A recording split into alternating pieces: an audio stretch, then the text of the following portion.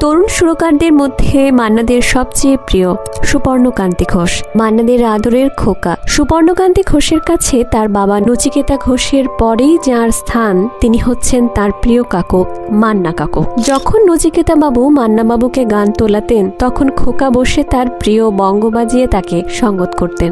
একবার নচিকেতা ঘোষ ছুটির ফাঁদে ছবিতে মুশকিল আসান গানটির জন্য মান্নাদেকে গান তোলাচ্ছিলেন। সেই সময় সুপর্ণকান্তি ঘোষ বারবার বলতে থাকেন, এই গানটা তবলায় না হয়ে বঙ্গতেই ভালো শোনাবে। নচিকেতা বাবু সে কথায় কান দিচ্ছিলেন না, কিন্তু সেই সময় মান্নাদেই বলেন, ঠিক আছে নচিবাবু, খোকার কথা একবার শুনেই দেখা যাক না, মনে হচ্ছে তো ভালোই শোনাবে। গানটা শেষ অবধি সেইভাবেই রেকর্ডিং হয়েছিল।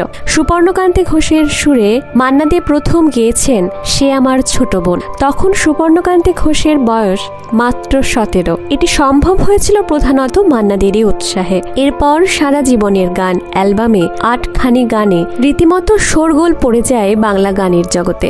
16 আগস্ট 1981 সালে ফুটবল মাঠে বেশ কয়েকটি তাজা প্রাণের মৃত্যু নিয়ে গান লিখেছিলেন বিশিষ্ট অভিনেতা সত্য বন্দ্যোপাধ্যায়, খেলা ফুটবল খেলা। সেই গানটি সুর দিয়ে সুপর্ণবাবু গাইয়েছিলেন তার প্রিয় কাকু মান্নাদেকে দিয়ে।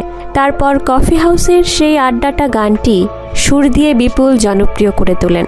কয়েক বছর আগে বিবিসি সারা দেশে একটি সার্ভে করে সবচেয়ে জনপ্রিয় বাংলা গানের ওপর।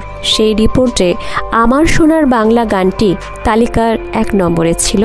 কফি হাউসের সেই আড্ডাটা ছিল সেই তালিকার একেবারে ওপরের দিকে। এই গানগুলি ছাড়াও আরও বেশ কিছু গান সুপর্ণকান্তি ঘোষ মান্নাদেকে দিয়ে গাইয়েছিলেন, যার মধ্যে যদি প্রশ্ন করি, অনেক কথা বলেও আমি সারা রাত শুধু যে কেঁদেছি, সোনালি রং মেখে এই আছি বেশ, আমার চোখে বর্ষা, আমি হারিয়েছি মোর, এই তো আকাশ বেশ ছিল, 10 বছরের বংশী বিশেষ উল্লেখযোগ্য। ব্যালাড ধর্মী গানে সুপর্ণকান্তি ঘোষের সুর অসাধারণ সাফল্যের দাবি রেখেছে বারবার। মাত্র 51 বছর বয়সে যখন নচিকেতা ঘোষ মারা গেলেন, তখন সুপর্ণকান্তি ঘোষ কলেজে পড়েন। বাবা চিকিৎসক না হয়েও প্র্যাকটিস না করে শুধু সুরের টানে ভাসিয়েছিলেন নিজেকে। ফলে তার হঠাৎ চলে যাওয়ায় বেশ বিপত্তিতে পড়েন 2 বোন, শ্রাবণী, সম্পূর্ণা এবং সুপর্ণবাবুর সংসার। ফলে কলেজে অনেক টাকা বাকি পড়ে যায়। পরীক্ষার ফর্ম ফিল আপ করা হয়নি। সুপর্ণবাবু তাঁর মান্না কাকুকে সেই কথা জানান।